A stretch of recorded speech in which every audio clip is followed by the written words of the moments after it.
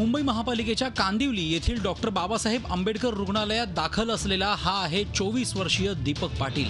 मुंबई अग्निशमन दलात भरतीवेळी 19 फूट उंचीवरून जंपिंग शीटवर उडी मारल्यानंतर त्याच्या पायाचं हाड मोडलंय।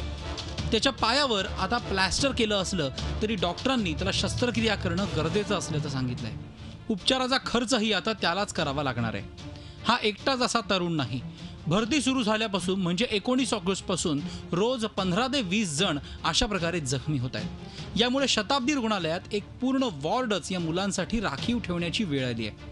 आतापर्यंत 200हून अधिक मुलं या जंपिंग शीटवर उडी मारताना जखमी झाली आहेत। रुग्णालयात लंगडत चालणारा एखादा तरुण भेटला तर तो अग्निशमन दलाच्या भरतीतील आहे असं समजून जावं। जंपिंग शीटवर उडी मारल्यानंतरच इतर चाचण्या घेतल्या जात असल्यानं प्रत्येक जण सराव नसतानाही उडी मारतोय। न प्रॅक्टिस करताना त्यांनी सांगितलं अशा पद्धतीने उडी मारले, त्यांच्या पद्धतीने उडी मारले। ज्यावेळेस जाळीमध्ये पडलो त्यावेळेस सर्व पडतात जवळ झालं, जमिनीवर पाय माझा डायरेक्ट मुडला, पाय मला हाड मुडलं। त्यावेळेस तरी पण त्या सांगायचं म्हणणं नाही, म्हणे एवढं थोडं होतं आल्यावर उडी मारायला लावतात। ते पात्रता फेरी सर्वसामान्य जनतेला आता नोकरी नाही म्हणून कुठे पण उडी मारायला सांगा मारू शकतात। 19 फुटावरून उडी मारल्यावर पकडतात, तेच कुणाला हे नसतो। काही लोकांनी सरळ मारतात, लेकिन परंतु ते पडल्यावर थोडासा पाय फ्रॅक्चर होतो, काहीतरी होतो आणि त्याच्या पुढचे इव्हेंटच करू देत नाहीत त्यांनी।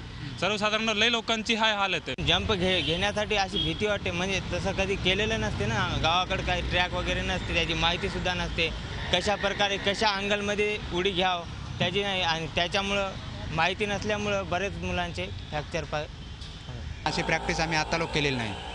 आणि जे जंप किट असते याची आमच्याकडे सुविधा नसल्यामुळे आम्हाला ही म्हणजे जंप घेताच येत नाही। आता इतक्या हाईटवरून जंप घ्यायची म्हटल्यावर खूप अवघड जाते। आणि आता आपण बघितलं भरतीमध्ये काय आता आलेले मुलं समजा खूप जास्त प्रमाणात समजा जखमी झालेले आहेत। उमेदवाराला उंचीची भीती वाटते का हे तपासण्यासाठी त्याला अशा उंचावरून उडी मारायला लावली जाते।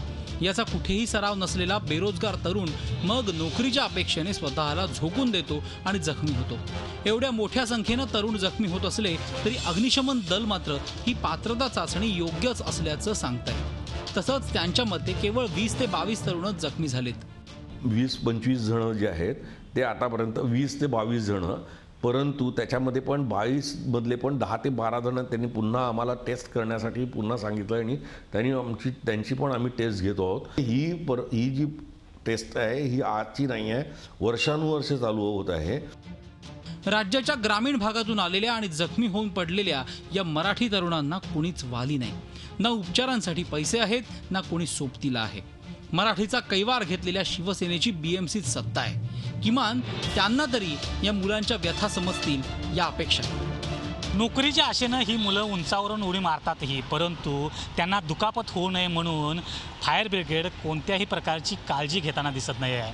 त्यामुळं जखमी होणाऱ्यांचं प्रमाण जे आहे ते वाढलेलं आहे। गणेश कवाडेसह कृष्णात पाटील, झी मीडिया, मुंबई। झी 24 तास रहा एक पाऊल पुढे।